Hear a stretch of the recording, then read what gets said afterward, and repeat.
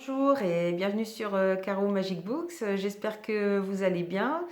Donc moi, il y a toujours le soleil, mais du coup, ça crée un petit effet d'ombre à ce que je vois. Je vais voir si je peux déplacer un petit peu le... Voilà, parce que ça fait un petit peu, sinon, pas un clair-obscur, mais un... Je ne retrouve pas le nom, c'est pas grave. Voilà, donc je vous retrouve aujourd'hui, j'espère que vous allez bien déjà, et je vous retrouve pour un update lecture. Alors, je vais peut-être réussir cette fois à finir voilà, mes lectures. Sinon, j'ai oublié de prendre la tablette pour vous montrer ce que je lisais en ce moment. J'ai commencé Marie et Maria de Gillian Cantor aux éditions... Je dis pas aux éditions Prélude. Vous en avez peut-être entendu parler, on en a pas mal parlé sur les réseaux sociaux de ce roman, puisqu'on parle de la vie de Marie Curie. Alors Marie Curie, quand elle est donc elle est polonaise, hein, c'est Maria Slodowska. Non, c'est pas Slodowska. Si, ça doit être Slodowska. Elle a failli se marier, ça je ne savais pas, elle a failli se marier avec un Polonais, mais qui est issu d'un milieu social supérieur au sien, enfin en termes d'argent. Donc les parents de cet homme, de ce jeune homme, n'étaient pas d'accord pour qu'il se marie. Donc en fait, l'auteur parle du principe que qu'est-ce qui serait passé si la future Marie Curie avait décidé de rester quand même en Pologne, d'épouser cet homme, voilà. Donc on va suivre en fait le parcours de Marie Curie tel que nous la connaissons et son parcours si elle était restée en Pologne, si elle avait épousé c'est Kasmirek, Kazirmiek, je ne sais plus très bien le nom. Donc voilà, on part un peu de ce postulat-là. Donc le livre se lit franchement très bien, l'écriture est très fluide, c'est vrai que ça se lit bien. En plus, Marie Curie, moi je trouve que c'est un personnage super intéressant. J'avais vu il y a plusieurs années, je ne vais pas retrouver le titre du livre évidemment, du film. C'était Isabelle Huppert qui jouait Marie Curie et Charles Berling qui jouait Pierre Curie. Et c'est vrai qu'on voyait dans ce film que c'était quelque part, c'était elle plus qui était peut-être plus douée que lui en science et qui était un petit peu la tête du couple. Et c'est vrai que là, dans ce livre, on retrouve un petit peu cette idée, c'est-à-dire que Pierre Curie, sans mari, il est décrit comme quelqu'un, parce qu'on le voit un moment, hein, mais alors que Marie est restée, Maria est restée en Pologne, et il est un petit peu, effectivement, on le décrit comme quelqu'un qui a la tête dans les nuages. Et effectivement, ce qu'on dit, est-ce que si Marie Curie n'avait pas été là pour le poser, pour l'orienter, voilà. En même temps, c'était un couple qui se complétait enfin, très bien. Et surtout, Pierre Curie, je veux dire, on était au début du XXe siècle, il n'a jamais considéré Marie comme son inférieure. Au contraire, il l'a poussée à faire des études, à faire des recherches. Il a partagé son labo avec elle. Voilà. C'est quand même, pour un homme de cette époque, c'est quand même pas mal, quoi. Donc, voilà. Donc, je pense que c'était un. Voilà, ils se sont bien trouvés aussi. Donc, c'est vrai, on se dit qu'est-ce qui serait passé et notamment sur les découvertes qu'ils ont faites. Après, ils auraient peut-être vécu plus longtemps aussi, parce que je ne suis pas arrivée à la fin du livre, hein, puisque Marie Curie, il ne savait pas en touchant au radium que voilà, c'était. Savait que c'était radioactif, mais pas les conséquences que ça pouvait avoir sur leur corps. Alors je crois que Pierre Curie, si je ne dis pas de bêtises, je me semble qu'il a été renversé par une calèche, qu'il est mort comme ça. Si je dis pas de bêtises, hein, j'en suis pas sûre, mais elle est morte effectivement à cause de la radioactivité. Et à cette époque-là, on ne savait pas que voilà, ça pouvait avoir ces effets-là sur le corps humain. D'ailleurs, on voit dans le livre, elle a des douleurs, mais lui souffre atrocement. Pierre Curie, elle a des douleurs partout. Elle perd d'ailleurs un enfant, mais on se dit c'est pas étonnant avec ce qu'elle a touché. C'est même étonnant parce que ils ont un premier enfant, mais ça c'est avant qu'ils fassent la découverte du radium.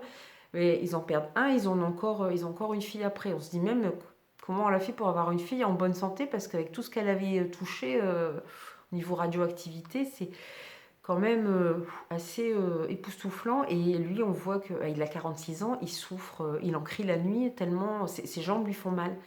Donc les médecins de l'époque lui ont dit qu'il avait des rhumatismes et de l'arthrose. Bon, bah, nous, maintenant, avec le recul, on sait évidemment que ça vient pas de là. Mais voilà, on voit quand même qu'ils paient aussi le prix de leur découverte. Donc c'est vraiment, puis oui, puis c'est bien écrit, ça se lit facilement. Alors après, j'espère qu'il n'y a pas trop de trucs édulcorés, ou parce que bon, c'est quand même Marie Curie, elle est quand même polonaise et elle a quand même fait ses découvertes en France. Et là, c'est écrit par une américaine. Donc j'espère que voilà, il y a quand même derrière, je ne suis pas allée voir au bout du livre s'il y avait une bibliographie, que c'est pas trop romancé, pas trop, voilà, que ça reste quand même, même si je sais que c'est un roman qui a une partie fiction, voilà, j'aimerais quand même que ça reste quand même assez proche de la réalité, de ce qu'ont vraiment vécu Pierre et Marie Curie. D'ailleurs, non, c'est pas c'est en lisant un autre livre. Ne me demandez pas le titre, j'ai pas retrouvé. On suit une jeune femme qui a été proche de Marie Curie, qui a été soignée par le professeur Charcot. Donc à cette époque-là, on connaît l'hôpital Charcot, mais à cette époque-là, l'hôpital Charcot, et Charcot, il soignait les démences, hein, les folies. Enfin, après, on avait vite tendance à mettre les gens dans des hôpitaux psychiatriques, hein, ou s'ils embêtaient un petit peu trop le monde, on les mettait en institution, comme ça on avait la paix. Donc elle avait été soignée, et cette femme, je n'ai pas retrouvé son nom, a vraiment existé. Donc elle était proche de Marie Curie, et je crois qu'elle a fini même avec des membres amputés, parce qu'elle a été aussi touchée par le radium. Alors retrouver le nom de ce livre, c'est dommage parce que c'était vraiment un très bon livre. J'aurais bien aimé vous le mettre en commentaire sous la vidéo, mais je n'ai pas retrouvé.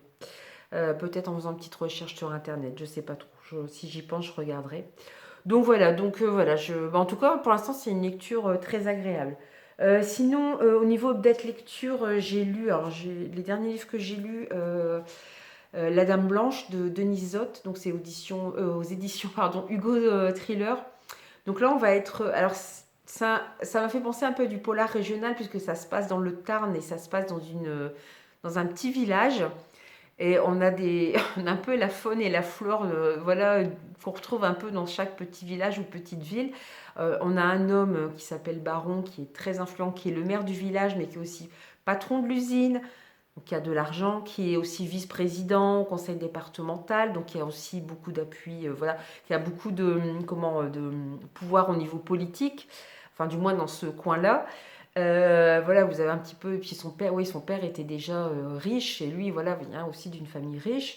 Donc on a cet homme. On suit au tout début, on fait la connaissance de Louise, qui est un peu la doyenne du village, qui vit assez recluse. Et on fait surtout la connaissance de la famille Renard. Alors ça, je veux dire, dans la série des personnages les plus détestables au monde, ceux-là, je pense qu'ils sont dans les premiers.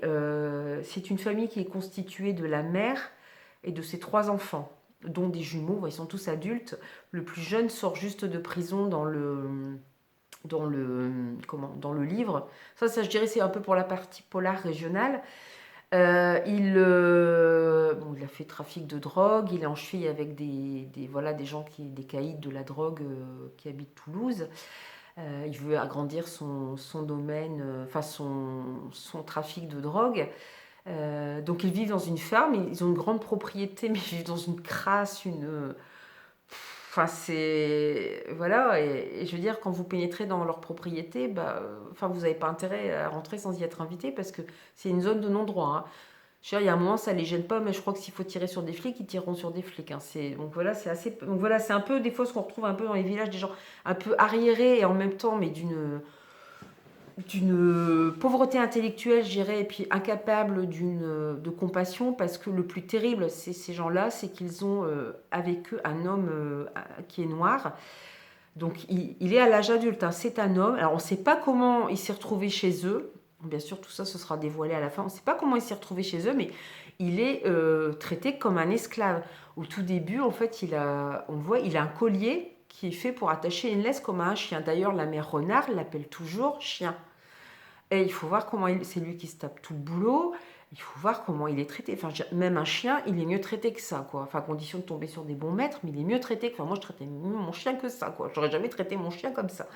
Là, c'est horrible. Ces gens sont horribles. C'est franchement, mais détestable à souhait, quoi. Baron, voilà, c'est peut-être un homme influent. Il abuse peut-être de son pouvoir, mais on peut lui trouver des... On sait pourquoi, et voilà, on peut le comprendre aussi. On va suivre aussi des policiers, enfin des gendarmes, dont un est le neveu de Baron. Donc il va se retrouver pris un petit peu entre ses supérieurs, entre son père, enfin son oncle qui veut faire la loi, puisqu'en fait le gros problème c'est qu'il y a une jeune femme on suit des kidnappeurs C'est pareil, le kidnappeur, il est assez sympathique parce qu'on comprend pourquoi il fait ça. Ils doivent enlever une jeune femme, sauf que quand ils arrivent pour l'enlever dans une très grande propriété, toutes les alarmes ont été coupées, les portes sont ouvertes. Alors c'est voilà, c'est trop simple pour être beau, quoi. Et en fait, effectivement, plus tard, ça va se compliquer. Et la jeune femme qu'il trouve, alors, a l'air d'être une très belle jeune femme, sauf qu'elle porte un voile. Alors, effectivement, elle ressemble à une geisha parce elle a le visage très blanc, elle a les lèvres très rouges, mais elle porte comme une sorte de voile sur le visage. Pourquoi? On le saura aussi par la suite. Donc, en fait, il y a ces kidnappeurs, voilà, qui enlèvent cette jeune femme. On se demande pourquoi elle arrive aussi bien, enfin ils arrivent à l'enlever si facilement. Le kidnapping va malgré tout pas super bien tourner. Donc le maire du village va être mêlé à ça. Les renards aussi. On va suivre aussi bon, celui qui tient en esclavage, il s'appelle Césaire, comme le poète. On va beaucoup voir de choses par son regard et c'est vraiment pour le coup, c'est un superbe personnage, lui. Autant les autres sont pourris jusqu'à la moelle, autant lui, il est... Parce que lui-même se considère comme moins que rien, comme une merde, il faut dire les choses, parce qu'il a été traité comme ça. Alors on va savoir pourquoi et comment il est arrivé là. Mais on sent tellement de bonté en lui, il accepte tellement de choses, et on sait qu'en fait, il n'ose pas quitter cette famille parce qu'il ne connaît pas l'extérieur et qu'il a trop peur de quitter l'extérieur. Et personne dans le village ne vient l'aider et le sortir de là. Enfin, je veux dire, pour le coup, on est carrément une atteinte des droits de l'homme, quoi. Enfin, c'est horrible en pleine France quand même. Donc voilà, c'est un très beau personnage qui va se retrouver aussi mêlé à cette histoire de Dame Blanche. Et cette Dame Blanche, elle est très mystérieuse puisqu'on ne voit pas son visage. Alors pourquoi est-ce qu'elle est voilée? On ne le sait pas tout de suite. Pourquoi tout le monde se met à sa recherche? Qui a organisé le kidnapping?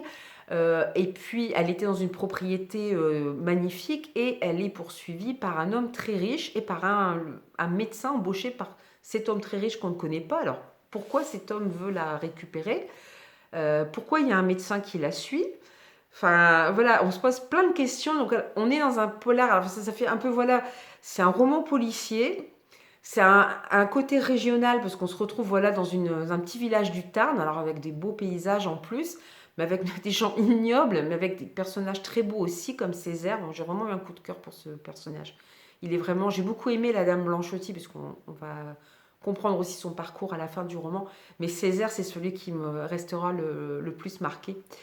Et en même temps, les implications de la disparition de la Dame Blanche sont internationales pour le coup. Donc on a un suspense qui s'agrandit en fait, qui prend une tournure beaucoup plus importante. Donc il y a un petit peu un mélange des genres comme ça qui est très bien fait. Le dénouement voilà, est pas abracadabresque, il est très bien fait. On comprend tout ce qui s'est passé. On comprend ce qui lie les personnages les uns aux autres parce que finalement, ils sont tous liés beaucoup plus qu'ils ne le croient, beaucoup plus qu'on le croit aussi en tant que lecteur. Et voilà, et donc du coup, il y a sans arrêt des rebondissements, puisqu'on va suivre plusieurs voies. On va suivre celle du gendarme qui est le neveu de Baron, celle de Baron, c'est beaucoup celle de Césaire. Et cette Dame Blanche, elle est très mystérieuse, mais elle a aussi un comportement, par moments, elle est d'une douceur angélique, puis par moments, elle se met dans des rages. Enfin voilà, on a du mal à comprendre pourquoi elle est comme ça. Donc tout va être expliqué à la fin, bien sûr. Mais voilà, c'est un bon roman policier, un bon suspense. Je vous le conseille, il se lit très bien, il n'est pas très long en plus, mais ouais, 438 pages. J'aurais pensé qu'il était plus court parce que franchement, il se lit très bien. Et pour le coup, ça fait quand même, je crois que je l'ai lu au mois de... Ah non, début juin. Oui, c'est ça, début juin. Des fois, j'oublie des noms, Mais là, pour le coup, j'ai bien retenu quand même l'histoire, tout ça. Et non, c'est franchement, c'est un bon roman. C'est pas le premier de l'auteur d'ailleurs. Mais voilà, c'est c'est bien écrit, il y a beaucoup de rebondissements, du mystère, enfin voilà. Donc c'est un roman que je vous conseille. Ensuite, j'essaie de les reprendre dans l'ordre pour pas en oublier. Alors celui-là, j'ai beaucoup aimé aussi, Hervé Gagnon, La Cage. Alors c'est pareil, alors là c'est chez Hugo Jeunesse. Ah, vous allez dire qu'est-ce qu'elle fait avec un roman Hugo Jeunesse. Enfin, j'aime bien lire la jeunesse, mais pourquoi je me retrouve... En fait, quand j'ai entendu le résumé, on va suivre ça commence en 1763, donc on est au Québec, sauf que le Québec maintenant est anglais, hein. Les Français ont perdu la guerre, le Québec est anglais. et une femme est condamnée à la pendaison parce qu'elle a tué son mari. Évidemment, elle a tué son mari, enfin, je m'en doutais, je pense que les lecteurs vont s'en douter parce qu'il la battait, donc jusqu'au jour où elle en a eu marre et elle s'est défendue, malheureusement pour elle. Elle n'est pas la seule d'ailleurs dans ce cas-là à être une femme battue, hein, c'était assez courant. Les femmes ne devaient rien dire, puis évidemment, elle est condamnée à mort alors qu'elle n'a fait que se défendre. D'ailleurs, en plus, c'est horrible parce qu'on voit toute la foule qui se masse pour voir la pendaison, alors que et qui acclame ça. Il lui balance des légumes pourris, plein de choses quand elle défile dans la rue avant d'arriver voilà, auprès de son bourreau. Et dans le public, elle voit des gens, d'autres femmes battues comme elle, mais qui sont là, qui applaudissent. Les gens ont tellement peu de distraction que ça leur fait une distraction. C'est vrai qu'on voit souvent ça dans les films ou dans d'autres livres qui se passent voilà, dans les autres siècles. Ça leur offrait une distraction, hein, même si la personne n'avait rien fait pour mériter ça. Ils sont tellement contents d'avoir du spectacle. C'est vrai, c'est du pain et des jeux, quoi, un peu. C'est les gladiateurs ou les chrétiens qu'on jetait dans la fosse ou au lion, quoi. Ça fait une distraction. Donc voilà, donc elle part dans des conditions quand même, Marie-Josette, dans des conditions quand même assez affreuses. Donc ça se passe au XVIIIe siècle. On va se retrouver un siècle plus tard, quasiment un siècle plus tard, à Montréal. On va suivre une jeune fille et son frère. Alors les noms, c'est Eugénie et Alexis. Donc en fait, ils sont Eugénie a 16 ans, Alexis en a 11. Ils sont orphelins depuis peu. Leurs parents sont morts de fièvre. Ils ont été retrouvés morts dans leur lit. Donc Eugénie se retrouve, enfin à 16 ans, elle est considérée déjà comme, enfin pas comme majeure, mais comme pouvant travailler. Donc elle a pris un boulot dans une usine, une manufacture de fabrication de chaussures. Son petit frère, à 11 ans, il travaille déjà aussi parce que malheureusement, elle a bien du mal à se payer le taudis dans lequel ils vivent, rien qu'avec son misérable salaire. Donc on voit un peu aussi les conditions de vie de l'époque qui sont quand même très dures. Et il décide de s'offrir. C'est son frère qui lui dit que... Ah oui, j'ai oublié, j'ai oublié quand même un truc très important, c'est que quand Marie-Josette qu'elle est pendue pour l'assassinat de son mari, le gouverneur de l'époque, pour faire un exemple, décide de faire construire une cage dans laquelle qui a à peu près la forme de son corps, assis, et elle est exposée au Québec dans sa cage, donc elle est pendue, mais on la laisse pourrir, voilà, aux corbeaux et compagnie, à un carrefour, parce que c'est vrai qu'il paraît qu'on mettait les sorcières aussi, c'est là que se rencontraient les sorcières aussi, donc voilà, en plus, non seulement la pauvre, elle est pendue alors qu'elle a rien fait, je dirais, enfin, elle a fait que se défendre, elle meurt sous les cris des gens et en plus on expose son corps comme... Enfin, il n'y a aucun respect qui est donné à son corps. On laisse son corps se décomposer voilà, et au corbeau et à tout ce qui passe. Voilà, voilà, donc, et en fait, donc à Montréal, un siècle plus tard, cette fameuse cage est exposée dans un magasin. C'est le propriétaire du magasin. Je ne sais pas si vous voyez sur la couverture, on voit une espèce de spectre. Donc il a pris cette cage, il l'a louée pour l'exposer dans son magasin pour faire venir du monde, faire un peu d'argent. Et le petit frère d'Eugénie a envie d'aller voir cette cage. Voilà, c'est l'attraction. Donc du coup, elle décide d'y aller avec lui. Ils assistent déjà à une scène un peu bizarre, c'est-à-dire qu'il y a énormément de gens qui vont la voir. Il y a une femme qui sort et qui dit j'ai vu la morte, j'ai vu la morte. Elle s'évanouit, tout ça, cette femme. Bon. Et Eugénie rentre avec son frère et elle-même voilà, a une drôle d'illusion, d'hallucination. Et derrière ça va se produire une série de meurtres. Alors, est-ce que c'est des hallucinations? Est-ce que c'est Marie-Josette qui est revenue, c'est ça Marie-Josette, j'ai bien. Est-ce qu'elle est revenue à la vie? Est-ce qu'elle hante certaines femmes? On ne sait pas trop. En même temps, on va suivre un policier qui a des sentiments pour Eugénie. Voilà. Alors, c'est classé en roman jeunesse. Bon, je vous avoue que le sujet pour de la jeunesse, je sais pas. Bon, c'est un peu. Alors, c'est marqué que c'est pour les ados au cœur solide. Effectivement, le sujet est pas facile. Par contre, au niveau de l'écriture, effectivement, il se lit très bien et oui, il peut être lu par des ados. Au niveau de l'écriture, du style.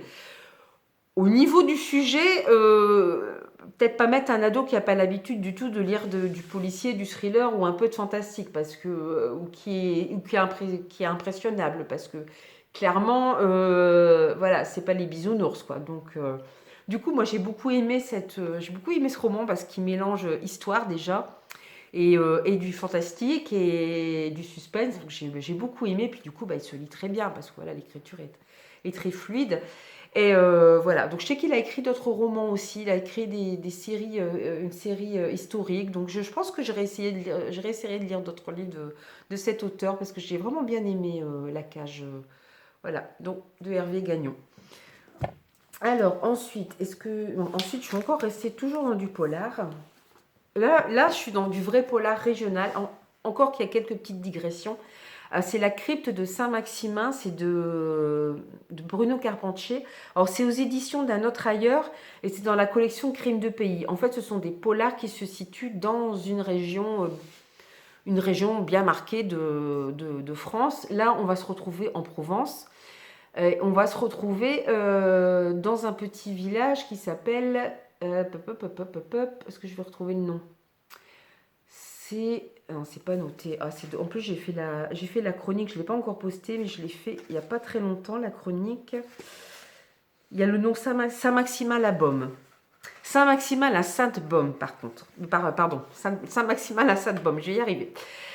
En fait, donc ils ont une basilique là-bas qui est la basilique Saint-Maximin qui possède les reliques de Saint-Maximin, mais qui surtout posséderait, parce qu'on ne sait pas, hein, des reliques, hein, des fois vous retrouvez, vous avez 50 reliques de Jésus-Christ, 50 reliques de Saint-Pierre, donc puis je veux dire, c'est tellement vieux tout ça que est-ce que ce sont leurs vraies reliques ou voilà, puis à un moment il y a eu aussi au Moyen-Âge, tout ça, il y a eu du trafic de reliques, des fausses reliques, de la revente, enfin c'était tout un système, c'était revendu à prix d'or.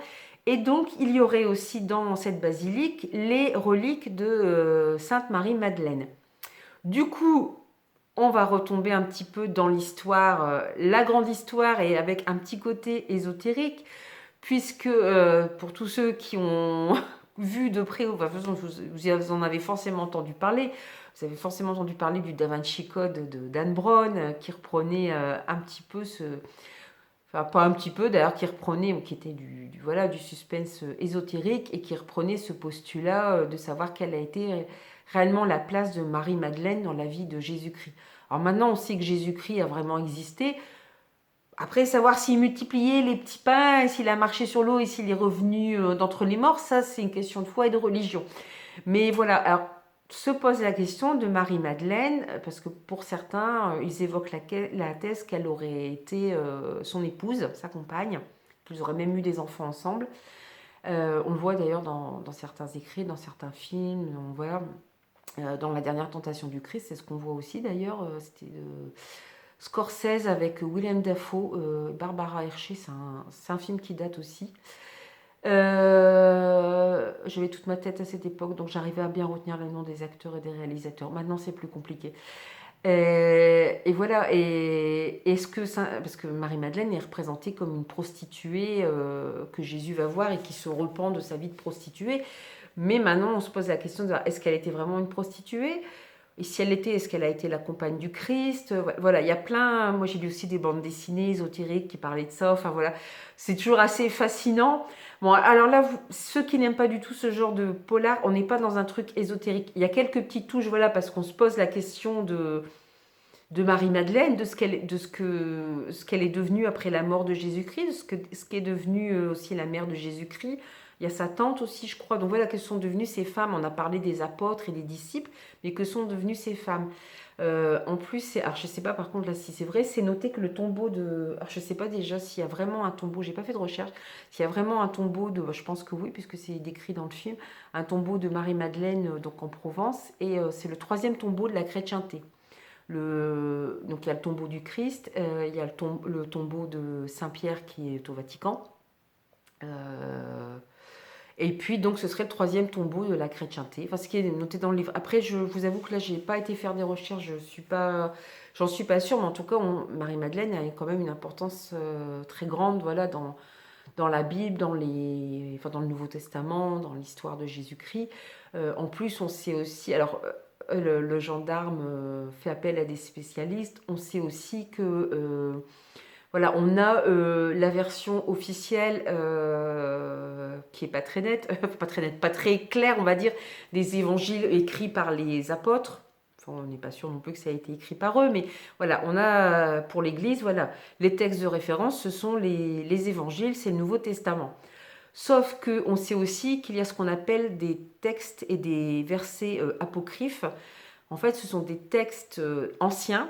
On ne sait pas non plus qui les a. On suppose que c'est un tel ou un tel qui les a écrits, mais ils n'ont pas été reconnus officiellement par l'Église, parce que certainement ça posait problème à l'Église quand elle a voulu répandre le christianisme à travers le monde et répandre son hégémonie à travers le monde. Donc c'est ce qu'on appelle des... Donc voilà, ils ne sont pas reconnus officiellement par l'Église.